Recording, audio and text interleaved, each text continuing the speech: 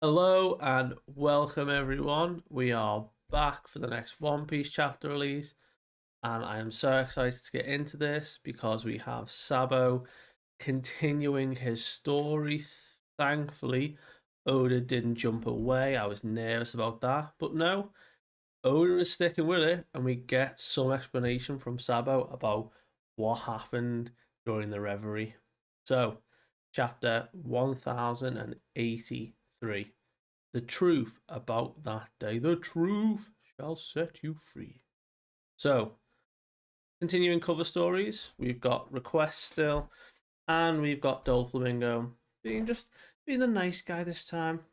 Just looking after a chick that has fallen out of a tree, and he's used his coat just to make a nice little nest for it. So, very sweet of him, probably the only nicest thing he's ever done. But we kick off, as I've explained, back in Kamabaka Kingdom, and we are listening to Sabo explain to Dragon and Ivankov what they accomplished. And he's pretty happy with himself. He said that they've accomplished the three objectives that they had set out for. So the three were to officially declare war on the world government. And they did that by, like we saw in Ennis Lobby and stuff, they destroyed the symbol. So destroying a flag, destroy a symbol, that is a declaration of war. So they have destroyed the celestial dragon symbol, and it's this lovely, like, it must probably be golden emblem on top of a building, it looks like. Their second objective was to rescue Kuma. So obviously, Kuma's now trying to climb the red wall. Bless him. But during the time, that was one of their objectives, was to rescue Kuma, bring him back, and also free as many of the other slaves as possible, because the world government certainly thrive off slavery, which is horrible. Finally, final objective, they destroyed the food resources or reserves from Marie-Joie. So obviously they're talking about what kind of tactical warfare they're going for now. So it wasn't just declare war, it wasn't just rescue Kuma. They're now in a struggle, in a war of attrition they're trying to go for. So trying to destroy their food resources now will pay off. And Ivankov goes on to explain that they will target government ships and break down government ships that try and carry food and stuff to Marie-Joie on the Red Wall. So they're already clearing that front. And Dragon, meanwhile, goes on to say that after the declaration happened, they've triggered the uprising now. So the places where they held the strongest influence in the revolutionary, they have triggered now the response. And 8 of the 12 nations that 8 were successful, 12 agreed to it, but I don't think 4 of them made it. But 8 have now successfully said that they are in an uprising. But it's now 7, because as Ivankov explained, that one of them was Lelouch. And we've seen what Eam did there. Lelouch is vanished and gone. But they say that the headlines are just going to censor it. They're still going to be in control. But the bottom line is that 7 nations have declared no intent to pay for the celestial tribute. So every kingdom must pay a tribute to the world government, and they are keeping the resources themselves. Now they're not paying anything. They're not going to comply with the extorting that's going on. And then Ivankov talks about no resources are going to reach Marie-Joie, and he gets really dark. He talks about how they go on about how the Holy Land is this impenetrable fortress. And then he says, well, you know what? They're going to have a taste of their own medicine now. They're going to live under siege, and they're going to finally understand what poverty and hunger is like. So all those carrier ships, all the supply ships, they're being targeted by the revolutionaries now. so nothing is getting through that they know of yet to Marie-Joie. And he is elated with this result. He's like, yeah, you know what? This couldn't have planned out better so far. What a turnout. And Dragon gives us an amazing little lore drop here saying, yeah, you know what? You cut all their supplies. We're squeezing them slowly. We're going to whittle them down. It's not going to be a full-scale war right now, but it's something that they're going to come to terms with and start struggling with. But they aren't a foe to be underestimated, and they're not going to take it lying down. And the real battles start when they mobilize the Holy Knights, or the God's Knights. And we see a silhouetted sort of group behind Dragon of who he's referring to. So these Holy Knights, the mythology behind them, or the sort of urban legend within the One Piece world, is these are almost like a privatized task force directed by the five elders to maybe even aim to go and just destroy kingdoms. The mythology and like the legend behind them is if there is a kingdom that is revolting or not doing as they're told, then these 9 people, because there are 9 shadows, 9 holy knights, themselves just go and wipe out a kingdom. And I've seen a few comparisons. The only way I can explain these shadows is they look awfully similar to the lineup of Shanks' crew. Now, it sounds strange, but the main figure in the middle has a sword sheathed, long coat, stood very similarly to Shanks. Now, we're not saying it's Shanks. Could be. Can you imagine if Shanks' crew with the Holy Knights masquerading as pirates and an emperor? Now, that would be a turn from Oda. But certainly could be. We've now seen like clones are a whole thing in this world now. So maybe they've made copies of high powerful individuals, extracted their DNA, and then these are successful clones made by Vegapunk. But these 9 shadows look fairly formidable. Or well, we know they're going to be formidable because even Dragon's talking about, look, when these guys mobilize, that's when the fight's going to start. That's when it's all going to hit the fan. And then Ivankov says, well, you know what, Sabo, like, they're coming for you, so you okay with that? Like, you fine with that? You cool? You good? Or, you know what, and he makes a little jab at, obviously, the Flame Frame and says, should we call you the Flame Emperor? And he says, you know what, I'm not too hot on the name, but we really should, like, explain what's going on and what actually happened. And even Dragon's agreeing. Even Dragon is just like, right, doesn't matter what's happening, but we need to figure out what actually happened for Cobra's assassination, because the news is already out there now. That can't be dissuaded. And he says, look, the news reports have made you a hero, and in the eyes of the revolutionaries, you know, authority figures in the government are hate all manners of people in charge. And he says, as certain individuals in power are these sort of malignant, power hungry, just evil, corrupt people, and we've seen many of them. There are some that are good and fair and intelligent and just try and support their kingdom better.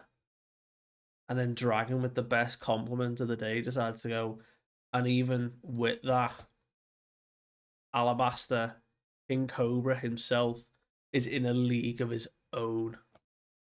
Nobody would consider him just a good leader. He was outstanding. He was someone in sovereignty that people revered. And it was like this misinformation that's been spread that has just stuck now. You know, we need to find a way around it, or at least find the truth. Sabo's got that cold like look in his eye and says, you know what? If things had to happen to King Cobra, for where we are now, to light the flames of rebellion.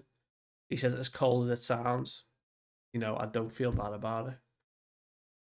So Sabo already is like, if that's what's going to have to stick to me for this rebellion to finally gather traction and begin, then he'll take the flak. And they're like, wow, that's pretty unshakable. And we see that Sabo gets past the newspaper report that we saw way back in Reverie that everyone had their shocked reaction to. And it is a picture of Cobra dead on the floor with Sabo stood over him to his side. Now, whether that is Sabo and it was taken to make it look like he was there, maybe Sabo came to help, or whether it was somebody else entirely posing as Sabo. We don't know. Sabo doesn't give that away. His reaction seems pretty shaken as well. Whether he's like, like they've made it out to make it look like I did it, or he was about to say, I never interacted in that. I was never in that room, or well, we know he saw something, but not in that capacity. But Ivankov is begging at this point and says, "We shed our tears. We thought it was, a thing at first that you'd done it. We need to get to the truth. We need an explanation because we want to believe you." And that's when the flashback now takes over for the remaining of the chapter.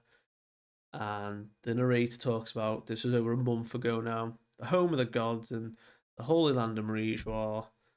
Reverie's just kicked off, and there is the skyline is just on fire. Just a massive eruption of flame, Sabo doing his thing, but they've exploded at this stage the storehouse.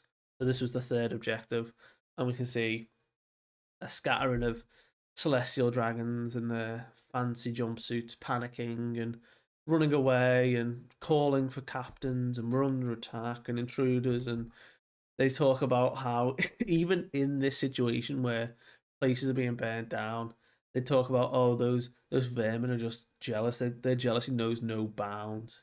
It's outrageous that they would attack our beloved symbol and destroy our exquisite food.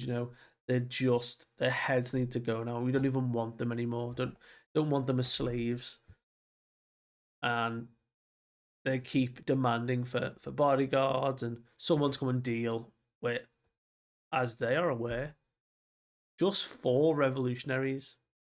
The 4 captains are the ones who infiltrated the Reverie and are currently causing this carnage. So not an army, not this massive force. 4 people who are pretty highly skilled.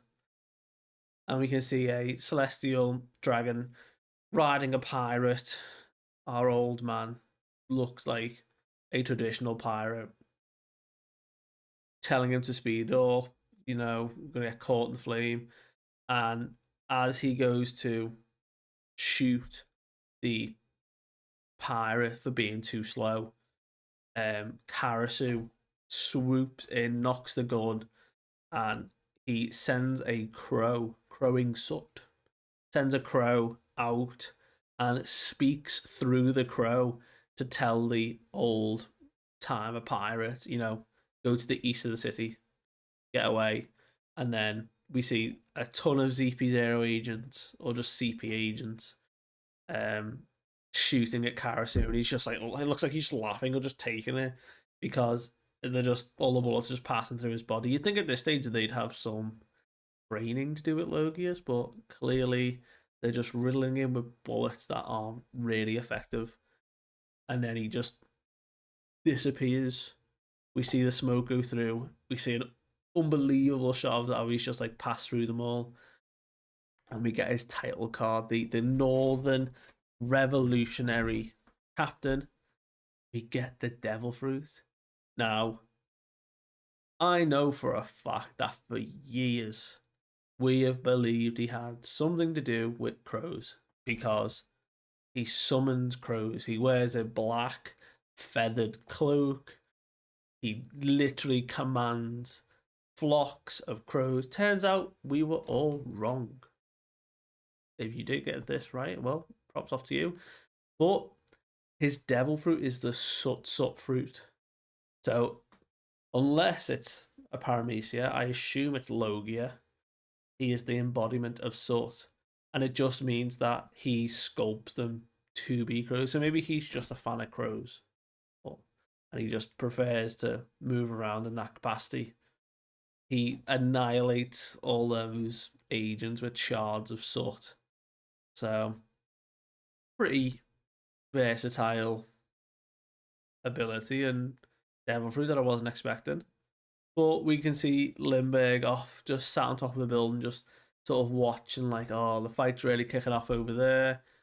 And before Fujitora can try and act, Karasu just sort of immediately swoops down, comes down, and blasts in. And we see Lindbergh is like firing like his weapons he's made, the tinkerer of the group, and he's trying to force the slaves to go eastward. So he's helping change be broken and focus on helping people get to safety, basically. So he's on that objective to free as many slaves. But before Fujitora can attack, Karasu swoops in. Morley is currently stabbing Aramaki. So Morley's deal, like the whole environment is being like hoarding because we know like Morley's fruit, like he's able to like dig through the ground itself and like morph it. He's currently fighting full tree Aramaki. Aramaki's not like in his regular form. He's already in full tree, trying to take him down, and Morley's just like pinned him through the arm, and they're having a back and forth. And Fujitori's like, right, gonna call in the meteor. Let's get this done. And then already he's being told not to. They're like, you know, don't be an idiot. You know, there's two admirals here for one, but the fact is we're in the Holy Land, so they're like we know about, they're actually playing on the back foot because they have to limit their damage. They're being mindful, which is such a silly situation because the revolutionaries are currently tearing up the place. You'd think they'd just give them full reign to go use your full force to deal with them, but maybe for whatever reason they're saying, you know, you've got to tone it down. And we saw that they weren't able to do anything. But one of the other great reveals of this chapter is in just a little panel, not little, but just a side panel, little off to the cuff. We see Jabra, Bluno, Khalifa, Bukuro, Kumadori. We see all of the old CP9 agents all stood there, look to be in white suits. So we only know of like Kaku and Khalifa and Bluno, and obviously Lucci joining CP0. We had yet to see where like Jabra and Kumadori actually ended up, but they actually seem to have all stayed together. They're all currently in Marijois. They seem to just be watching and talking about, even though there's the handicap for the admirals, you know, they have to limit their damage and restrain themselves. The captains are like on the ground. So they're not just some pushovers. But the fight continues, everyone seems to be in full swing, and then Karasu reaches out to Sabo with some transponder snail, I guess, and says, you know, have you found him? And he actually says, you know what, I won't be long to find those keys for the collars, but Lindbergh, I've actually found Kuma in Pangaea Castle. And it's Roswald and Charlos are riding him, moving him through the castle. Those dumb saints.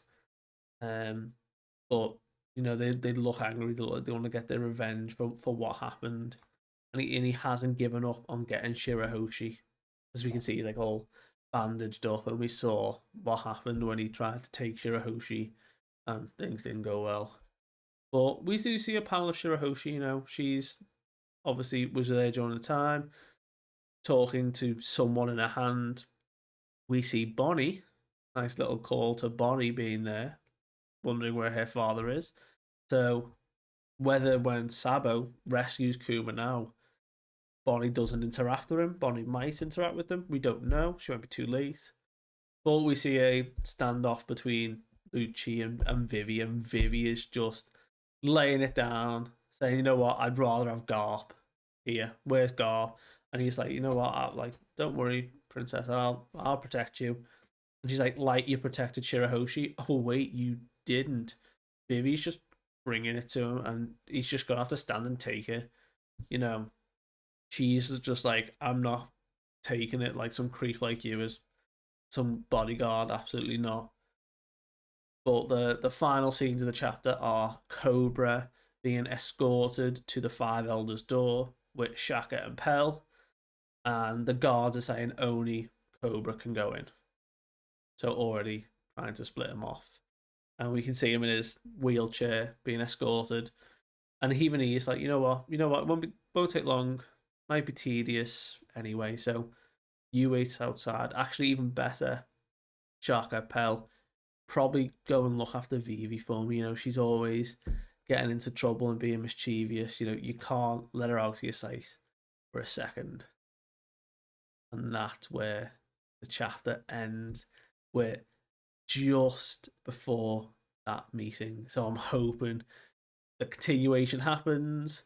We find out from Oda what Sabo saw, because we get to this stage, he's right outside the door. It's it could be his final words to Shaka and Pell to go and look after Vivi, which again, testament to his character.